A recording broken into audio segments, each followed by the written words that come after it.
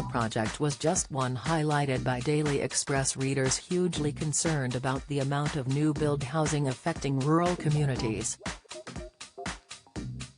Readers have highlighted projects of concern across the country totaling more than 23,000 new houses on hundreds of acres of what were once farmers' fields.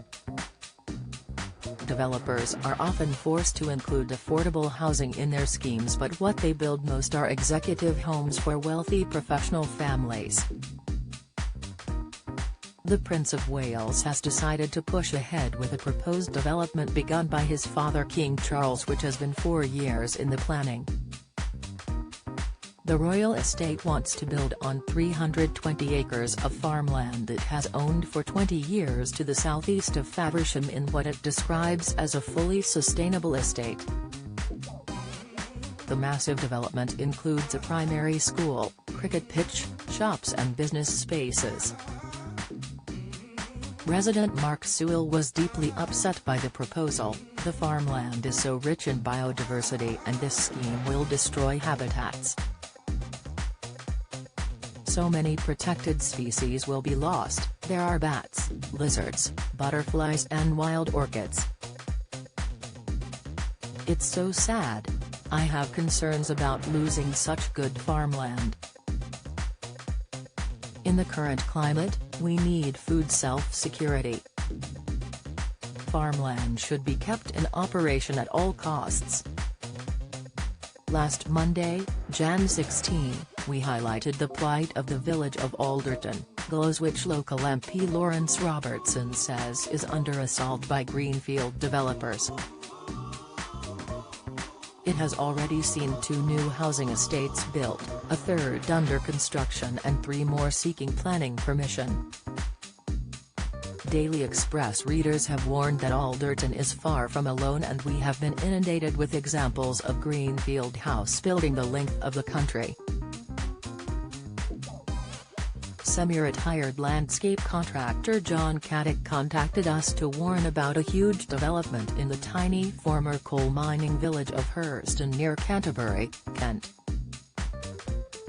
They have seen schemes for 620 new homes approved and a further 800 in the process of applying for planning permission. He said, "How this development will be allowed is beyond me." Former pop star and retired hotelier Malcolm Wagner, 77, a close friend of the late George Best, and his wife Jane, 68, enjoy magnificent views over farmland on their 3-acre small holding in the village of Somister 5 miles from Manchester.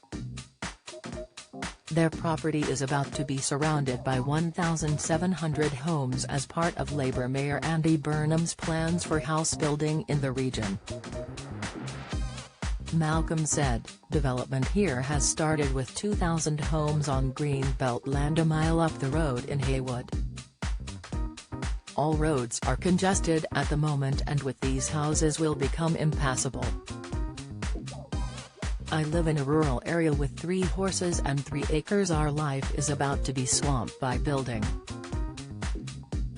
Local people just don't want it, but no one is listening."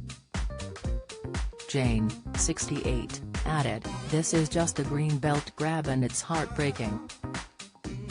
We know people have to live somewhere and we're ready to accept new housing, but this is going to put a whole new town around us that wasn't there before. It's just not right." Daily Express reader Glenn Pears wrote of Birstall, Leaks, "The situation here is typical of your report. Most of the green fields, mostly agricultural I note, have been replaced by new builds, not many affordable for the poorer among us. More disturbingly, nobody seems bothered by the increase in motor traffic, or the lack of new roads to support the extra load. The city planners here think adding a new roundabout to the busy A6 is sufficient to support 2,000 extra homes. It's a joke, but we the people are trapped in our estate, as the extra traffic trundles past the few arterial roads that are available. This must stop. All of our readers understand there is an acute housing shortage with a whole generation of young people unable to afford sky-high house and flat prices.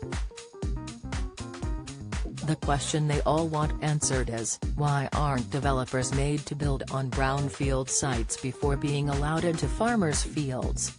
Paul Miner, Acting Director of Campaigns and Policy at CPRE, the countryside charity, said, "Building thousands of homes on the highest quality Grade 1 farmland is completely inappropriate, particularly with soaring food prices and the need to be more self-sufficient in farming. There's plenty of previously developed land to accommodate population growth. The amount of derelict land awaiting redevelopment in every pocket of the country is 300 times the size of the City of London. There's room for 1.2 million new homes on previously developed brownfield land, much of it in town and city centres crying out for regeneration. In Kent alone, there are 3,143 acres of brownfield land that could accommodate almost 44,000 new homes. We're in a full-fledged housing crisis, with an entire generation priced out of home ownership and many unable to afford rocketing rents. At the same time, it's vital we protect the countryside so that it's available for farming, nature and to help protect us from the climate crisis."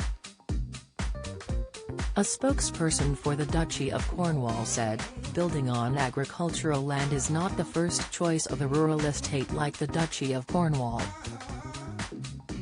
However, there is an acute need for more affordable homes locally and Swale Borough Council has identified Duchy of Cornwall land in southeast Faversham as the most suitable location for the future growth of the town. As a result, the Duchy is committed to working with local people to ensure we deliver the most sustainable development it can be."